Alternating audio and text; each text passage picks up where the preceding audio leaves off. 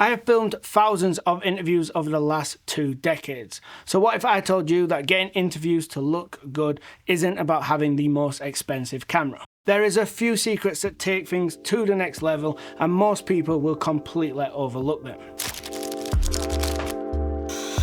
I find that when you are trying to achieve anything, the best place to start is at the problem. Why do interviews look boring? There are 3 main reasons we can break this down into. Let's start by going through them one by one, and then I'll explain really simply and easily how to fix them. The first one is easily the most common one I see, and it is poor subject placement. There is a rule of thumb where you basically need your subject in one of 3 different places. The first one is the most famous one, and it is the rule of thirds. So this would be subject on either the left hand side or the right hand side of your frame. And the last one is becoming more and more popular in modern day cinematography, and it is symmetrical center framing.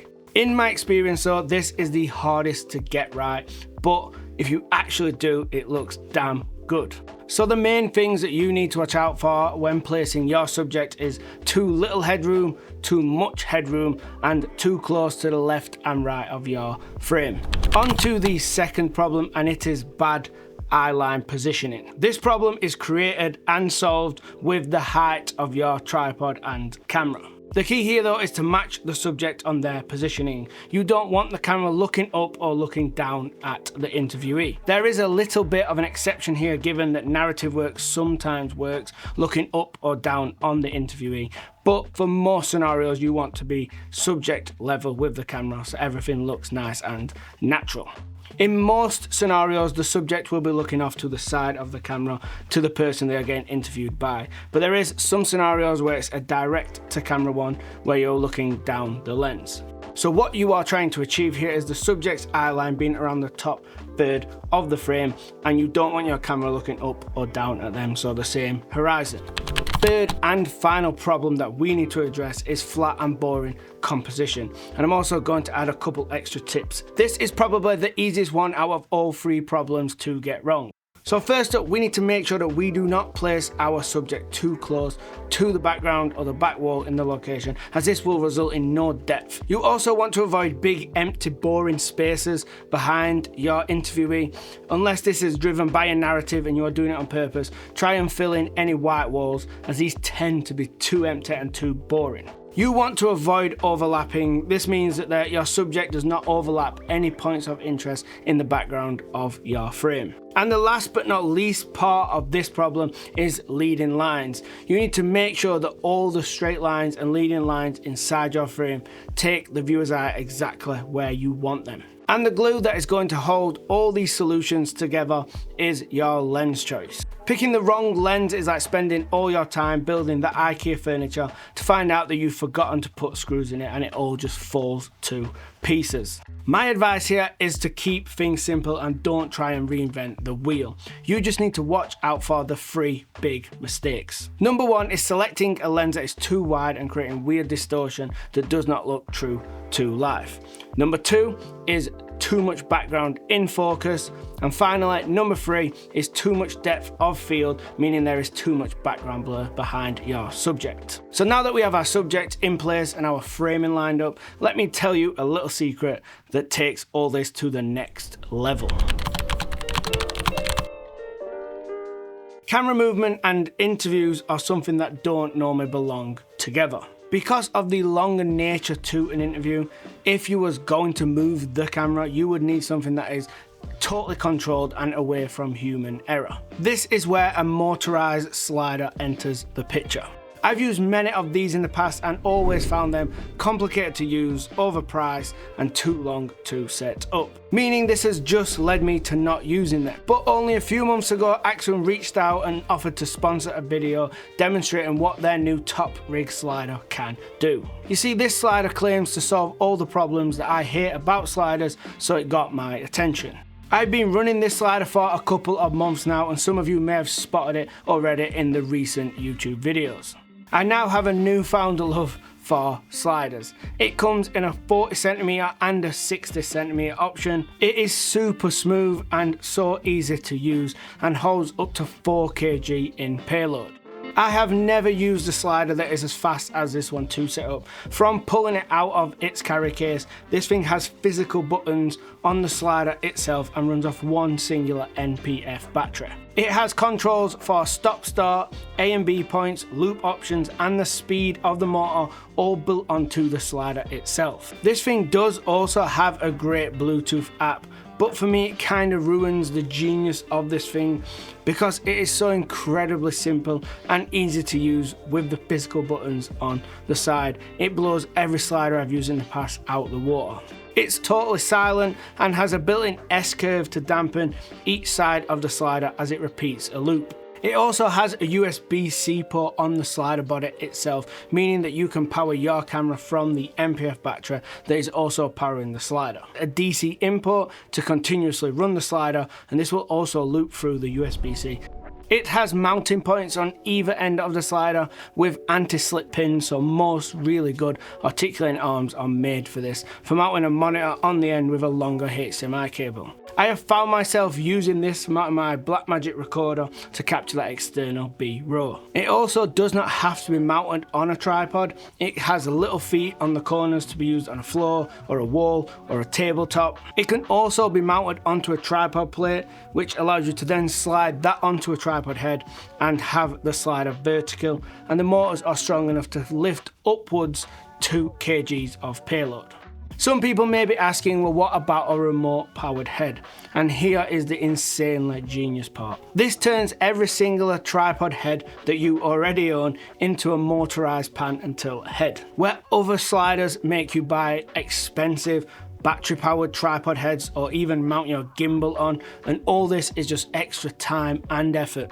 This slider uses a super smart system that actually rotates the base that your tripod head sits on. You just simply unscrew the 2 locking points on either side of the slider and push either up or down to pick which way the tripod head will pan. I've also had 2 separate clients send me messages just to let me know how amazing that moving camera is in the interviews we've done recently, which is such a surprise, as when I'm buying new camera and new lenses, they never even notice. I've been using the kit of the 2x support arms and the top rig tripod head. The head is great and you can tell it's been designed to work perfectly with its size, weight and features for this slider, but also feel free to use any tripod head you already own. But definitely look into those 2 support arms. They make all the difference if you're using a heavier setup on either side to stop the kind of bowing. They're really intuitive and come with clamps included. They will work with pretty much any tripod you want. And remember earlier when I mentioned that all the previous sliders I have used are overpriced? Well, this one starts from $250, which for what this can add in production value is insanity. But movement alone is not enough. There's still one more piece to this puzzle before you absolutely nail those interviews. So pretty much all lighting is based off a fundamental principle called the 3-point lighting system. And those 3 lights are a key light, a backlight and a fill light. So let's break each one of those down. So let's start with the key light. This is simply the main light on your subject. This wants to be off to a 45-degree side of your subject because you are aiming for something known as the Rembrandt triangle. So this is named after a very famous artist by the same name, and it's where a small triangle of light appears underneath one of your subject's eyes. Ideally, this is going to be the eye closest to the camera. And the reason we want it to be the eye closest to the camera is because we're going to implement another technique known as shadow towards camera. This is going to give us much more shape and shadows onto our subject's face, leading in much more depth in our image, and some people might say cinematic. So next up is the fill light, and it is just as it sounds. We will use this light to fill in those shadows from the key light. My piece of advice here is to use bounce light as your fill light, as LED fixtures normally don't perform that well when dimmed down very low. And we don't want to fully remove those shadows with the fill light, we just want to lift them up a little bit, revealing some details so it does not look underexposed. Last but not least, it is a backlight. It is also known as a side light or sometimes a hair light due to the way it normally hits people's hair from the back. The aim of this light though is to make our subject stand out from the background, and it is really personal preference whether you want to use a hard source or a soft source of light.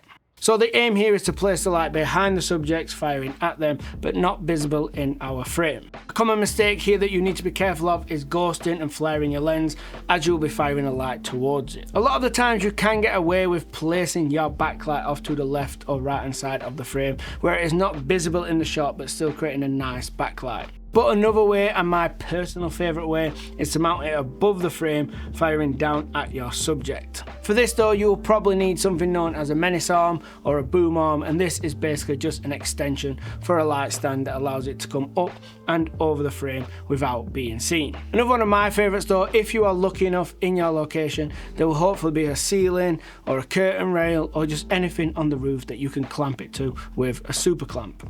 Pro tips here are try and keep your key light as big, soft and close to your subject as possible. Emphasis on as close as possible because that is one of the biggest mistakes I see getting made.